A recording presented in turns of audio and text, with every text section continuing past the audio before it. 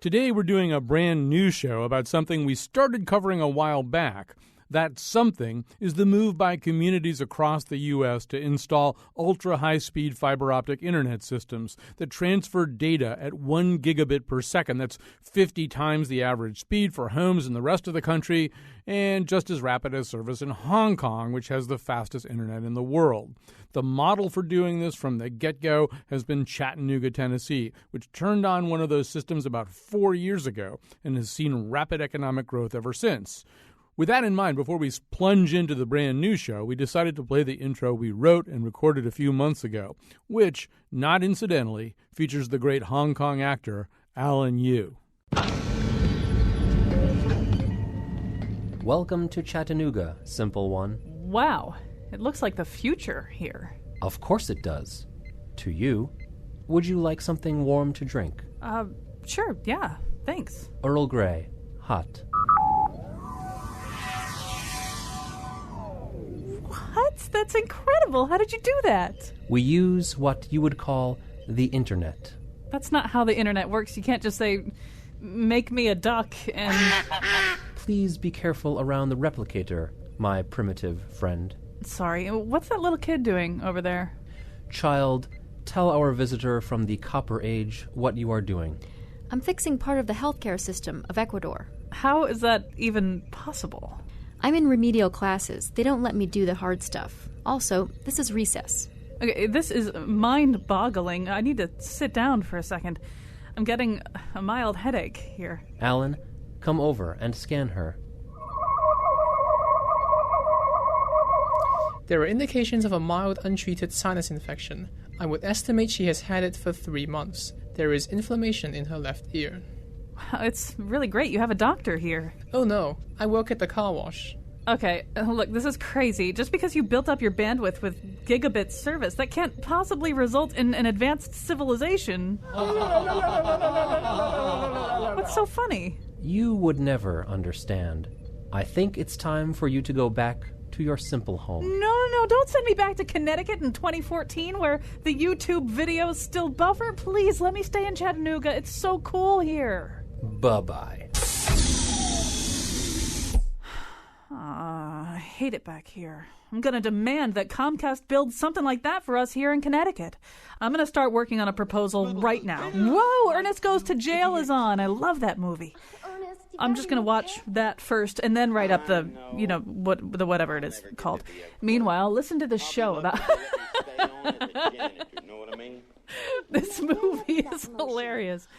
Anyway, here's what's his name talking about whatever. See, I don't think she's going to write that letter now. That's the feeling that I got back then, and I get it now. And anyway, Comcast is going to build that system for you. Maybe somebody else is. That's what we're here to talk about today. There's been an announcement during the last 24 hours, and we're going to find out a little bit more about what that means.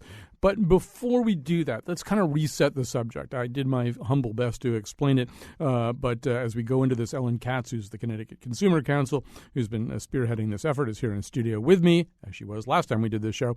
Blair Levin, Executive Director of Gig-ecticut, a consortium of 36 university communities seeking to accelerate the deployment of this next-generation broadband network, is going to be joining us by phone in just a second. Let me tell you also, as we go along here, we'll have Toni Harp. She's the mayor of New Haven. Corinne Hill, the Executive Director of the Chattanooga Public Library, that wondrous place that you just heard about, will join us a little bit later. We'll also have a spokesperson, a site director from Jackson Labs, talk about the implication for high-tech biotech companies for having this kind of digital infrastructure. But Ellen, let's begin. I mean, really, we're talking about a series of problems, and I think it's fair to call them problems too, which is that internet service in the United States is not as fast as it is in a lot of, maybe most, comparable industrialized countries. It's also more expensive here. It's a whole separate set of issues, but not one that's completely unlinked from this. And so explain what it is that, what kind of difference it makes to have this kind of service. You've been doing kind of a listening tour, trying to talk to people around Connecticut about what the need is, what they see the change that would occur if something like this were installed. What did you find out? Sure. First of all, thank you, Colin, for having me back on the show. A couple of things on the listening tour. I think we can talk about immediate needs, We heard a lot about that from businesses, high-tech companies. We're going to have Dr. Yoe Rogers from Jackson Labs on. She's going to talk about how they move data today. And so at the press conference yesterday, we had a number of companies come in who talked about the way they use bandwidth in their everyday business right now and how they either pay a lot of money for it or don't have it and are going to extremes to try to address the lack of connectivity, the bandwidth that they have right now. And then there's what is sort of emerging and by all indications will be growing, which is the consumer market, particularly the at-home. We're moving from it used to be you'd work at home on your day off, and now we're talking about people who want to have digital offices, which requires big bandwidth because to do a video conference with somebody on the other side of the state or the other side of the world, it's very hard to do that under the current system, which is, current average speed in Connecticut is about 9 megabits. So we're talking about going from 9 to 1,000. Mm-hmm. So, and there's lots of ways that the business need is present and growing, and then the home use is developing and only looks to be getting bigger. So let's talk to Blair Levin here. Blair, there's a number of ways that communities around the country try to solve this problem. Assuming they identify this as a problem, that there are ways to solve it. You can wave frantically and hope you get Google's attention. That worked out in Kansas City. You can hope somebody does it in your own town, whether it's like Chattanooga, where the government did it itself, or in Springfield, Vermont. I think a tiny telco up there did it with a pretty large dose of federal money, or the kinds of projects that you're overseeing. But what am I leaving out? I mean, let's say that you're a town in Connecticut and you're thinking, wow, I should have this. How do you get it? Well, the first thing to understand is hope is not a strategy or a plan. It actually takes action. The second thing to understand is there are a series of models now for action, all of which improve the situation relative to the status quo. That is, you can look at what Louisville did, where they put out an RFP that is somewhat similar to what I think Mayor Harp will talk about and the effort that Ellen led. There's something that North Carolina did, which kind of takes the Louisville thing and expands it not just to one city, but to a series of cities in the Research Triangle Park area. There are other things that various cities have done. The key thing is to pull together the stakeholders and try to figure out what it is that the community most wants, and how do we speak to the world of providers and say, look, we're willing to do certain things if you will upgrade the network. Because, as you said in the introduction, nobody really wants to live in a future in which the only choice is between cable and copper. You want to live in a world in which the future is, at a minimum, is a choice between cable and fiber, because both of those can give you the kind of bandwidth that eliminates constraints on innovation and use. And so what the communities in Connecticut offered yesterday was precisely this kind of asking the question and saying to service providers, we want to live in the future. Here are some things we're willing to do. What do we need to do to get you to upgrade our networks? So, Blair, just in terms of how the United States developed here, it does seem as though, pick another industrialized country, it's a pretty good bet they're ahead of us, that an awful lot of them have this. They have this ultra-high-speed internet, and it's a lot cheaper than our low-speed internet. Is this because of the way we developed internet service in this country? I mean, right now, the biggest cable television provider is also the biggest internet access provider. We all know the name of that. Is that part of the problem, that we didn't do it the way other countries did it?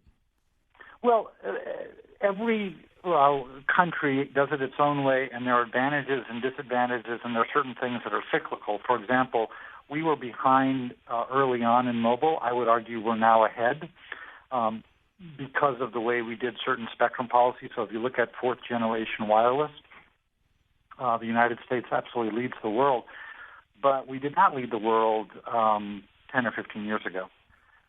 In the same way, I would argue that in the early days of broadband, we led the world because we had both cable and telcos competing in the early stages. What happened in the United States is that competition, in terms of functionality, basically ended in about 2007. In about 2007, Wall Street basically said to the cable and telco guys, you know what?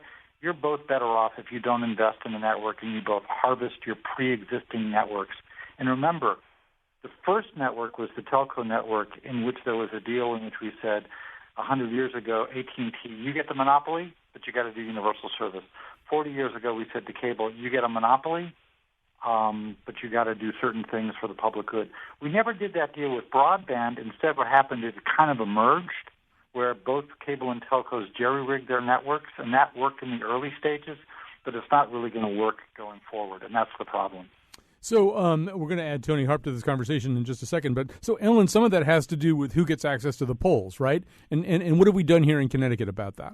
We have actually done a lot. In 2013, there was an effort that was led by Senator Beth Bayh, who was at the conference yesterday. She's been a big partner with us. Telephone polls are divided up basically into steps, almost like steps on a ladder, called gains. There's something called the municipal gain that was originally available to municipalities to string signal wires for telegraph. So we changed that so the municipal gain can now be used by municipalities for any purpose. And we did that in large part to make it easier for municipalities to partner with a provider and develop a network in conjunction with a provider. So they now have unfettered access, unfettered with, you got to pay certain costs, but to the polls. And I've been told by folks in the telecom industry, access to the polls is everything, and that Connecticut now has the most progressive regulatory scheme with the easiest access at the lowest cost in the country. So I think we have a lot going for us on that. Well, that's good news. And Blair, in terms of what you've seen looking across the country, and then we're going to add Mayor Harp and just sort of talk about what the new news about this is. But, I mean, I'm curious about questions of scale in terms of implementing this kind of thing. Like, I don't know, I was reading about this Springfield, Vermont thing where I think they were trying to get like 17,500 people online with ultra-high-speed fiber optic cable. Well, I would assume that's an easier thing to do than to wire a huge amount of people. I'm wondering, I guess I'm asking this because obviously Connecticut has 169 towns, which is crazy. I'm wondering if there's any advantage in having these tiny little towns with tiny little amounts of land mass and not that many people in them. Does that help in terms of getting any individual project going? Well, first of all, let me just say that what Ellen said about polls is very, very important because there is the economics of deploying these everywhere is different, community to community, but there's a formula that's always the same, which is that currently the CapEx and the OpEx is greater than kind of the risk-adjusted revenues plus the threat of competition. So what cities can really do to improve the economics is lower CapEx and lower OpEx, and by dealing with the polls in the way that Connecticut is doing it, you really create a much more level playing field that allows greater entry and therefore improves the formula for deployment. As to the scale question, a lot of what we've been doing with Gig-ecticut is exploring how to bring the advantages of scale to a variety of different situations. What I would say was really interesting about what Connecticut chose to do, and very, very smart, is nobody knows for certain where the scale advantage is. And by the way, it's different for Google than it is for some small telco. It's different than for, say, fiber tech. It's different than it might be for Frontier. But for each of them, you want to give them an opportunity to go as big as they want or to go as small and dense as they want. And so by doing the RFQ, as the mayor will describe to you, in a way which invites other communities to join, you get the benefits of scale, which is what we saw in North Carolina, which had a very successful similar process. But it allows basically the service providers to define where the economics make sense to deploy. That makes sense to me. Blair, are you in D.C. right now? Yes, I am. Because Doug Karp and I have an extra ticket to Steely Dan tonight, but apparently you can't go. All right, I went to college with Blair. All right, let's add to this conversation Mayor Tony Harp. She's the mayor of New Haven. We haven't really said yet what the occasion for doing a whole other show about this topic is, although we've kind of alluded to it. So Mayor Harp's city, as well as Stamford and West Hartford, are three players who want to enter this game. So first of all, welcome to our airwaves, Mayor Tony Harp. Well, thank you very much. I'm really pleased to be here. Thanks for inviting me. And so tell us about yesterday's announcement. Basically, what are we talking about here? Well, we're basically letting out an RFQ, and we're inviting organizations to respond as well as other cities to respond to whether or not they would like, in terms of the companies that actually provide this kind of service, whether or not they would be willing to come in and finance themselves a network, either as they finance it themselves or through alternate sources, to assure that we become 1 gig ready in our towns. And so that's New Haven, West Hartford, and Stamford. But we're also inviting other communities to join us if they want to become a part of this new world of technology. So, Blair, based on your experience, I mean, this could be a lot. It could be not so much. At least I know I'm not an expert on that, even to the extent that I just made it sound. But an RFQ, I mean, request for qualifications. What typically would this initiate? Or maybe there's no such thing as typically. But what might one expect from an announcement like this? Well, the first thing you can expect is that the incumbent providers will call up the mayors of all these towns and say, gee, we had no idea. What can we do for you? Are there some schools you want to link up? Or are there some libraries? You don't need to go through all this trouble. Why don't you just work with us and we'll do whatever you want? Now, I'm not saying that in a bad way. I'm just saying that when you start a competitive process, there's always an opportunity for a quick, easy win. But what the communities that I think have done the best have said is, well, that's great, and we want to talk to you about that, but we want to have a long-term sustainable plan so that more of the community can benefit from faster, better, cheaper broadband. And so what you saw happen in North Carolina was that the 6 communities and the 4 universities who participated got 8 responses, and they negotiated with all the respondents, and they've already struck a deal with AT&T, and it's one of the communities that Google is looking at. And so North Carolina has gone from a situation where they were way behind Kansas City to now a situation where they may have multiple providers, and indeed there were some local groups that came up and said, well, if you'll give us access to rights of way, we can do this or that. And so what happens is you kind of start the bidding, and I should say that what's interesting about it is we should understand there's a private sector need for this stuff, but there's also a lot of public goods that come from it. It is the way we're going to be delivering healthcare and education and public safety. These networks, and you see this in Chattanooga, become very important for the public infrastructure. And so the communities are able to define what they want, but they have to do it in a way that's economically viable for one or more providers. Ellen Katz, let's say that Mayor Tony Harp does what we hope she does, which is when her local cable provider, her incumbent, comes there and offers her something. She says, well, I'll get back to you. I want to see what this all is. What kind of timetable do you imagine? Let's say do a best case scenario. Some providers step forward. They say, hey, we really are interested in doing this. We'll have to talk a little bit about, as we go along here today, about where the money comes for this. But let's say everything goes kind of the way you, Ellen Katz, might hope. What would you imagine happening in New Haven and when? Well, let me just first address the first point, which is we have 2 goals here. One is to bring down the cost of access to consumers. But this also involves a longer-term vision, and I think, there's a debate about what's the role of government. I think it's to bring vision and foresight, such as Mayor Harp and the other mayors have done, to say this is the direction we're heading, and we need to help move that. So a short-term fix of cutting your immediate cable bill, for example, isn't going to bring the second part of it, which is creating the vision part. That takes longer. This is infrastructure build. So if you talk about what Google Fiber did in Kansas City, and I understand Google is one of the faster movers, so to speak, they had a competition in 2010. They made the award in 2011 to Kansas City, and people are now getting online in 2014. So you're talking about 3 to 5 year horizon. If we end up doing small sections with smaller providers, it might be faster. But this is why we have to be talking about this and thinking about this strategically, because we can't just decide, we should have done that, we should do this, and have it in place 6 months later.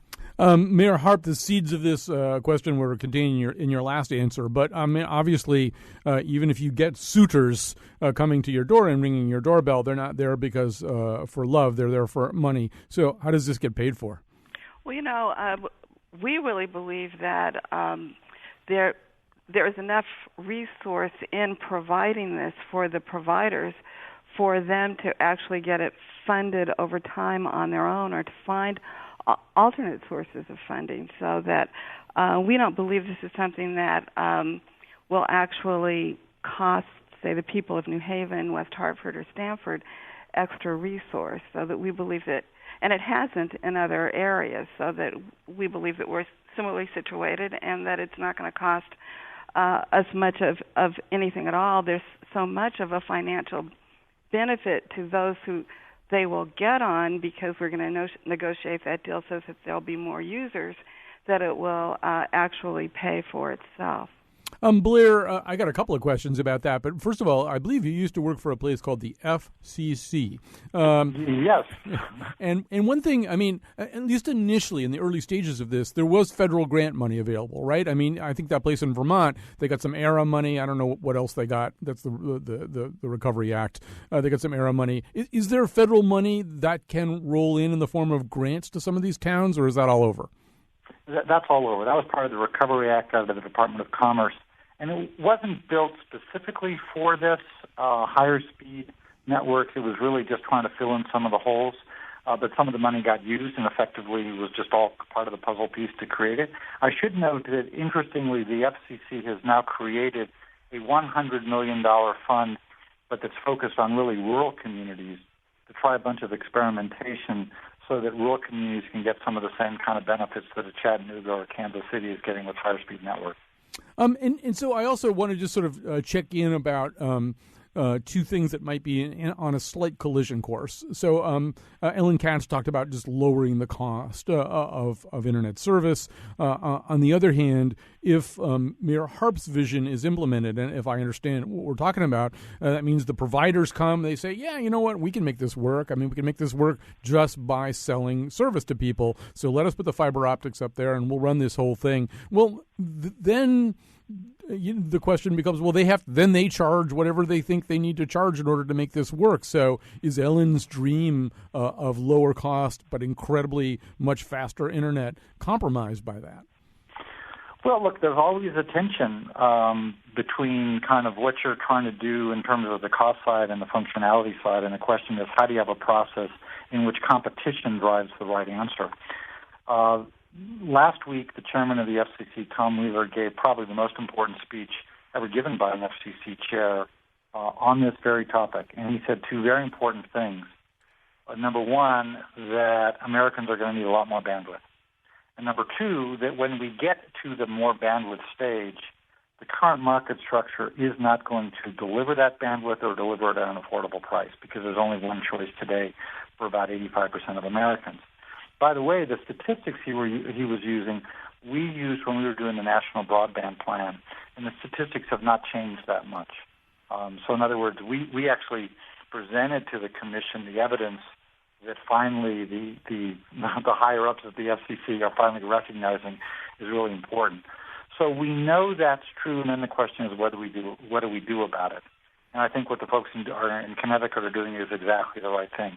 Raising the issue, trying to figure out how to deploy. Because remember, once you have the deployment and you have the kind of robust architecture that can deliver abundant bandwidth, the price will find itself. There's a lot of incentive for the companies to lower the price so that multiple people are on it. And that's what the challenge is, and that's what we're seeing in Kansas City. And I'll just conclude by saying what's really great is one of the incumbents' first response whenever this happens is to lower their price for current offerings, and that's not a bad thing either. No, it isn't. I mean, just, in terms of that market structure, I mean, we know basically, you look around the world, our market structure doesn't work right for all this communications stuff. Whether you live in Seoul, South Korea, or Zurich, or France, or Britain, you're paying less money for all these kinds of services, and for the most part, they're working faster. In Seoul, this so-called triple play package that an awful lot of people have starts at $15 a month. In Zurich, which is a very expensive place to live, it starts at $30 $7 a month. So there's something wrong with the market structure. We should also say that the aforementioned Tom Wheeler has sent some words of congratulations to Connecticut, or applauding anyway, this initiative from New Haven, West Hartford, and Stamford. He says high-speed broadband is essential for today's communities and tomorrow's economy. Blah, blah, blah, blah, blah. I'm blah, blah, blahing the head of the FCC, but I don't really care. These leaders commit to bringing gigabit. That'll probably come up when you try to get your radio license renewed. Actually, no, that's only a yada yada. They can strip your language for your license for a yada yada, not a blah blah. Commit to bringing gigabit connectivity to the business and consumers of Central Connecticut. Today's announcement will lead to more competitive choices for consumers and more innovation to create jobs and improve lives across the region. Hi, Blair. Hi, Ellen. No, he didn't say that part. So, Tony Harp, that's your vision, right? I mean, we read now about Kansas City where where this is happening, and real estate prices are going up because, in fact, there are actual companies coming in wanting to start large bore internet activities there. Is that why you want this for New Haven? Why do you want it for New Haven? Well, that's exactly why I want it for New Haven. And we have existing tech companies that are relatively new that are going to have to expand their bandwidth. Right now, they're paying an arm and a leg for some of that. They went, one story we heard, they went from $80 a month to $1,200 a month. It's really unaffordable if they're going to develop it here. We don't want them to go to Chattanooga or to Kansas City or, for that matter, to the Research Triangle. Those are our competitors here in Connecticut and New Haven. If we're going to move our economy, we have got to have the tech infrastructure to do that. All right. Well, Amir Harp, thank you so much for joining us today. And one more thing, and Ellen can speak to this, but as long as we've got you, Your Honor, let's ask you. I mean, there are a lot of people sitting around listening to WNPR right now who don't live in New Haven or Stamford or West Hartford, and they're going, hey, wait a minute. What about us? Do we have to have the same slow, crappy internet for the rest of our lives? What about us? Tell them, and Ellen can say more, but tell them to contact their chief elected official and sign on to this RFQ. All right. That sounds like a good plan. Let's take a break. That's another good plan. We'll come back. We've got more of this. I should say our phone lines are open. Our incredibly slow phone lines. No, they're fine. Our phone lines are very good. 860-275-7266. 860-275-7266. Call us if you have a question.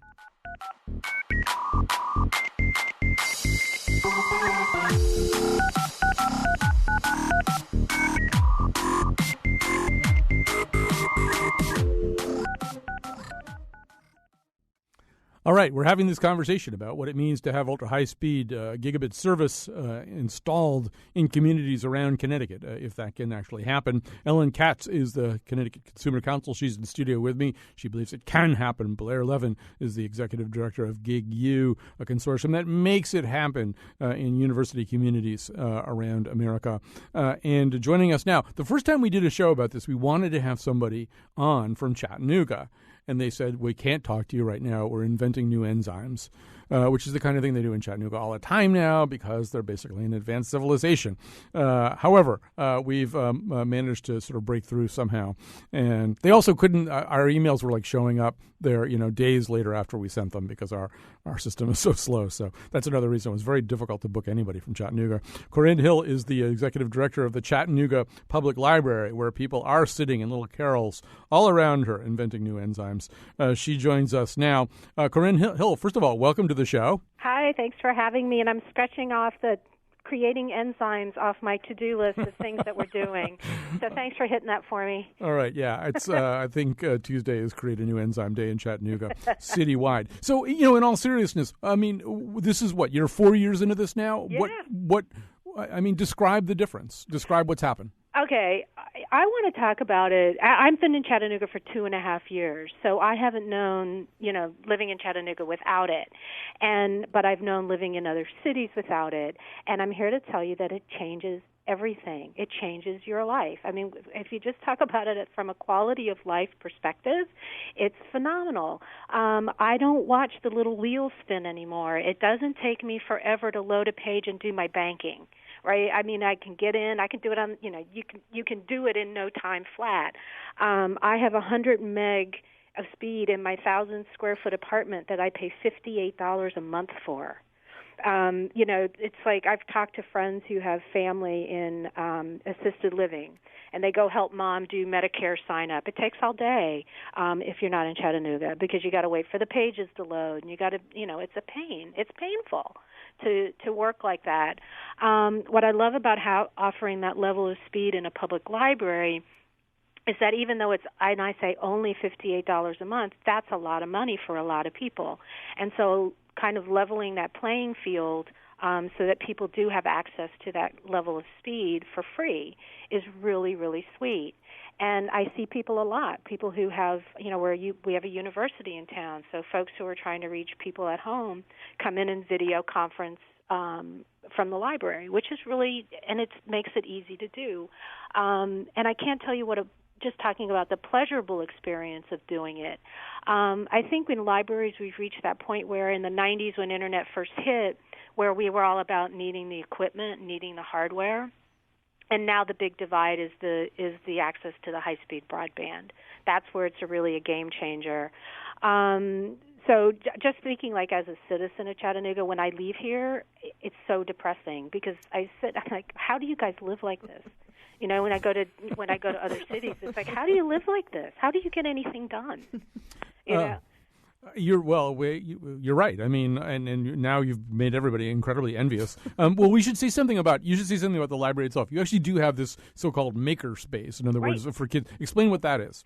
We have what we call a maker space, also kind of a beta space, and we have access right now to wireless service that bursts to a gig.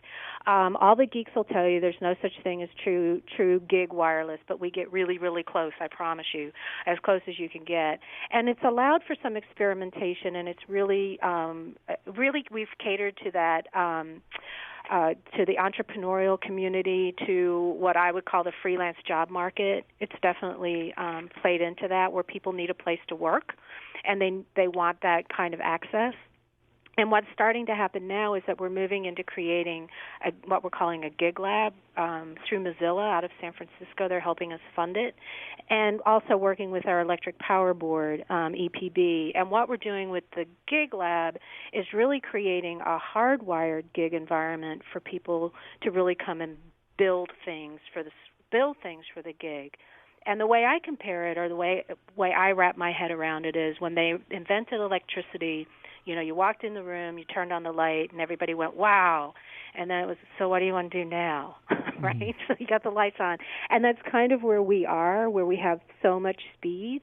But what can we ride on it? What can we do with it? And this gig lab in the library is going to provide a place for people to come and figure out what can we plug into a gig. And with that said, the city also is in the process of creating an innovation district, which essentially is wrapping its arms around this entire movement and creating the density for entrepreneurs to come in and really have that creative environment of what can we build to ride on a gig. So basically we're asking anybody who wants to come to use Chattanooga as a living laboratory to figure out what we're going to do with this stuff. Because trust me, I love that I can watch House of Cards without it buffering, and that's fabulous. But that's not what this is about. No, of course not. Yeah. And I just want to, by the way, do they have a public radio station down there? Because you're making it sound so attractive. Wouldn't they like kind of a fun, perky afternoon show? They do. All right. So, but Blair, I want to go over to you for a second on this, because she's just alluded to something that I had some questions about. And you no doubt saw an article in the New York Times within the last week or 10 days in which they sort of talked about this idea that, it's almost as though because the 1 gig space is so big, it's like so far it's like a bunch of mice dancing around on a football field that somehow or other they're looking for ways to utilize the capacity. There's a lag between the input and the actual space that's there in the pipeline, and so I think there was some mention made of 612 kitten pictures per second just to prove that it could be done. So can you talk about that lag and how quickly or not quickly the gap is being closed between the room for doing things and the things to be done? Well, there were a number of things I thought were wrong with that New York Times article, but the first one I would point out is I wish the author had read some articles in the New York Times, by which I mean a few months earlier there was an article about how all these entrepreneurs were moving to places like Kansas City and Chattanooga because they wanted faster broadband. They aren't doing it because they want to subsidize the moving industry. Faster broadband matters to what they do. Another article I wish they had read was the one that talked about how genetic sequencing is becoming incredibly important for everything we do, but the amount of data, and for certain kinds of medical treatments, I should say, but the amount of data is so enormous that it's actually faster to send the code on by FedEx than to send it over the network. But of course, you can't do real-time medicine that way. But I think they were fundamentally trying to answer the wrong question, which is what's the killer app, as opposed to understanding what we want to do as a country is take away bandwidth as a constraint to innovation. And that's exactly the kind of thing that the mayor was talking about, exactly the kind of thing that the person in Chattanooga was talking about. But it does not happen incrementally. In other words, you don't take a network and say, okay, well, today you need 10, and we'll add another one tomorrow, 11, 12. What we simply need is we need to upgrade from copper to fiber. We need to upgrade to essentially an unlimited network which can be scaled up not by digging a trench in the road, which is very time-consuming and expensive, but rather by doing the electronics at the edge.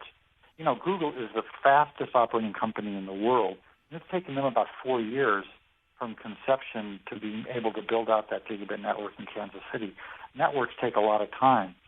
So the article did not reflect that what we really need to be doing is trying to figure out where do we want to be in 5 and 10 years? Because to do that, we have to start now. And that's why it's so great what Mayor Harp is doing, is because she's making sure that New Haven is going to have that network when we need it, not discover like some person who suddenly discovers that they're going to be sunburned when it's too late to do anything about it. You have to act before you know you need the new bandwidth. So, Corinne Hill, this is, I mean, to use the most overworked and stale analogy possible, this is like field of fiber, right? If you build it, they will come. Right. And so you've built it, and they are coming, right? You've got multiple tech development hubs in the city now, right? Yes, we do. In fact, we have a Gig Tank program. We just finished our 3rd year. We invite entrepreneurs to come for the summer, and they build their own applications and basically build their products using the gig. And they're exploring things like was just mentioned, healthcare, things like 3D printing and distributive manufacturing, what can happen with that.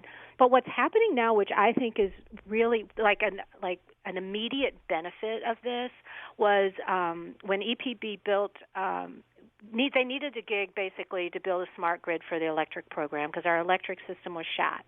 And they said, we're going to build it right if we have to rebuild it. And they did. And what they've done is they've reduced the duration of power outages by 50% in the city of Chattanooga. And there was a study done in Berkeley that said the cost of electric interruptions in this country to businesses is $80 billion, that's with a B, a year. So in the city of Chattanooga, that comes out to give or take $100 million a year. But by reducing it by 50%, we've saved the city $50 million. That's real money. And that's not EPB money.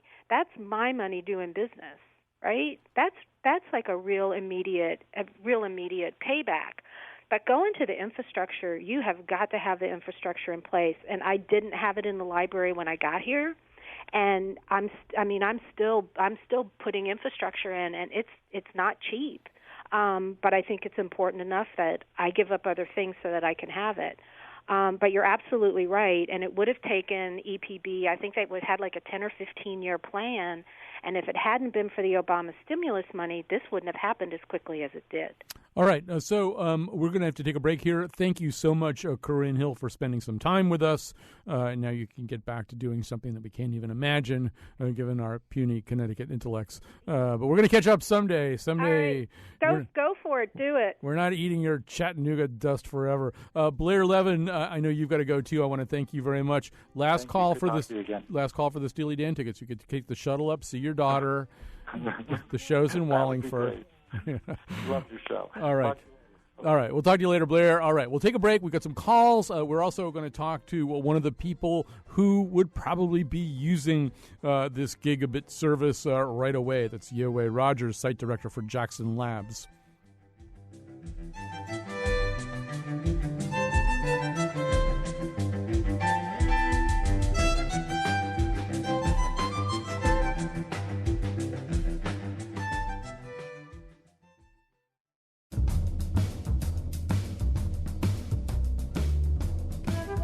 Obviously, our new ultra-high-speed internet will be used for something more important than uploading kitten photos. Oh, look at that one wearing a little tiny bow tie. Today's show was produced by Betsy Kaplan and me. Greg Hill appeared in the intro and tweets for us at WNPR Colin. Katie Tolarski is our executive producer. The part of Bill Curry was played by Watson.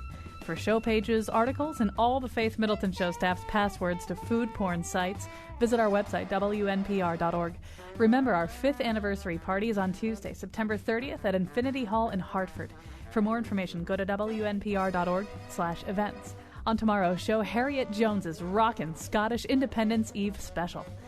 And now, back to Colin. Yes, I wish there was time to tell you more about both the party and Harriet Jones's Rockin' Independence, Scottish Independence Eve special, but we don't have time right now because we're too busy, because we've got a lot of ground to cover. In fact, I forgot to ask Corinne Hill about the otters in Chattanooga, but apparently the otters are now so smart, they work as air traffic controllers, they land planes because of the high-speed internet. It's something like that anyway. I may not have the details exactly right. All right, so joining us right now, Ellen Katz is still in studio with us. We've got calls on the line from Tom in West Hartford and Ronnie in West Hartford because, of course, everybody in West Hartford is very interested in the fact that they're going to get gigabit, and you're not. But one person who probably wishes that the gigabit project was starting right away in Farmington is Yoe Rogers, the site director for Jackson Labs. So, first of all, welcome to the show. Thank you. And Blair Levin, I think, or somebody talked about genome sequencing as we were going along here. I'm assuming this is a really good example of why the enormous amount of broadband space that's implied here is already needed by you, right? We're talking about massive amounts of data. Yes, absolutely. So just to put things in perspective for everybody, you probably heard that I was part of the team that sequenced the first human genome back in 2001. And the amount of data that we generate from just that one human genome, we actually had to build a world's second largest data center just to hold the information and being able to process the information. In the old days, when we want to send data from one location to another, we used to have to put them on the hard drive and FedEx the hard drive to a different location. And but nowadays we can actually sequence a large number of human genome, but still it's a challenge to transfer a large amount of data from one place to another. That raises the question, and I don't know whether you know the answer to this or not, but you're the only I could ask Ellen too. But I mean, if in fact you don't have it in Farmington, but it exists in West Hartford, it exists in New Haven, and it exists in Stamford, what good does that do you? I mean, don't you ultimately, to move that much data that fast, need an entire system that's nose to tail gigabit? Right. So we actually do have access to through the education network to allow us to access the larger bandwidth type. So I have been with the Jackson Laboratory for about 2 years now, and I remember the first year when we actually started operation here, we were relying on 500 megabit pipe. And we try to transfer data for a human genome from here to our headquarters in Bar Harbor, going through the 500 meg pipe and through the manned educational pipeline. And it took almost a week for us to actually transfer the data. And since then, we have been working on, with the help from the state, we have been working on getting access to actually 10 gigabit pipeline. But that pipeline, if you were talking about sort of Bar Harbor to Farmington again or whatever, that's just one pipeline. In other words, what you really want is somebody in any hospital to be able to communicate with you or anybody else who's in the genome business, lickety-split with lightning-fast speed. So absolutely, yeah. Yes. Yeah, so certainly I think that, genomic science is definitely a team science and is a big data science, and it requires collaboration of scientists, physicians, bioinformaticians, and IT professionals. And so our ability to share and exchange information and data is important for the realization of personalized genomic medicine. So for us to actually expand the reach, for us to be able to allow us to actually realize personalized genomic medicine and really mean things to ordinary people, we need to be able to reach out to hospitals and physicians, not just to our collaborators. Do you have a sense of, as a national scientific community, as the United States scientific community, do you have a sense that we're behind other countries? In other words, if you're a scientist in Switzerland or Israel or wherever, do you have an advantage in being able to move these large amounts of data back and forth, at least within your own national borders? Since I'm not an IT professional, I can only speak to the anecdotal evidence that I know. As far as I know, we are not necessarily behind, because there are some nationwide initiatives that actually building pipeline and lambda rail and those type of things, but those actually tend to limit to only connecting large institutions or research organizations, not necessarily reaching far out to the individual users or homeowners. Yeah, I mean, Yale and UConn, yeah. and Yale and UConn and Jackson Labs, they have connectivity at their site. It's the fact that they don't. Her researchers can't go home and do work from home, or can't talk to the doctor who lives in the next town over, using the amount of data they need to transfer. Yoey Rogers, thank you so much for your time. We're almost done with the show, but I did get some calls here, and I wanted to get one or two of them on the air. Here's Tom in West Hartford. Hi, Tom. Hi, good day. For all the talk of vision, I think there's a total lack of vision that I've been hearing. There's really just one simple solution: a state-built, state-funded, statewide broadband network. I mean, your guests have said why we need it. I think the fastest way to get it is state to do it, because what we have this tremendous income gap between, say, towns and cities in Connecticut. West Hartford and Stamford could do it maybe pretty quickly, but how about Willimantic in New Britain? It's a great point. Although, I mean, I'm assuming money is the issue here. I mean, the state can't fill potholes right now. Yeah, I mean, this is about what this dialogue is about. There's no such thing as a free lunch. How do we get this network built to as many communities? And that's why we're inviting every community, including Willimantic, to join the RFQ and be part of the dialogue. And then we got to figure out, how do we pay for it? And we got to make sure that in the process of hopefully getting private financing for it, or whatever model we choose, that in the end it brings financial benefits to consumers and economic benefits and all the the benefits of having this major pipe in Connecticut will bring. So I'm not sure we have time for Ronnie's question. Well, we have time for your question, but maybe not time for your answer. But go ahead and ask your question anyway. And she's not there anyway. So, I mean, I'll ask her a question to you. We only have about 30 seconds for you to answer this. But I mean, if this happens, if your dreams come true, I mean, will Connecticut? You really believe Connecticut will be a different state 3 years, 5 years down the road?